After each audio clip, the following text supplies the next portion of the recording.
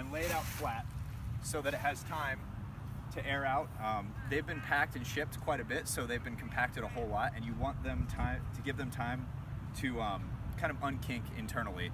So lay it out for a few hours if you have the time. A few minutes works too. The longer you can lay it out though, the better.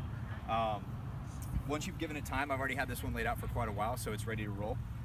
It's going to be a lot more pliable, and it's going to inflate much more easily. So you don't need to be outside to do this. You can be indoors as well, and you don't necessarily need wind. Now wind will definitely help you out, but it's not necessary.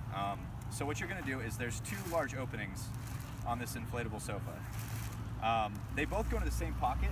It's one large tube that's twisted around like 180 degrees on here, and so they both go into the same basic opening, but you want to inflate them one at a time. So you open up one of these holes first, and basically what you're going to do is you're going to just whip it into the wind.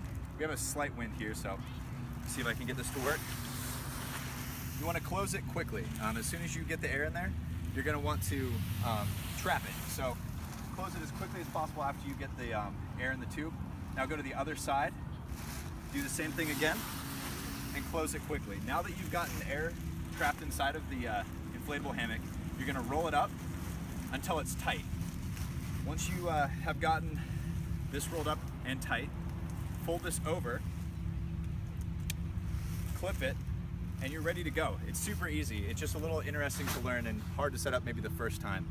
But now we're ready to rock and roll. As you can tell, that took like 2 seconds, and I'm ready to start chilling. If you're interested in checking out a Yippee sofa, click on the link below. They're a great price for a great product, super durable, and I love mine, so I hope you love yours too.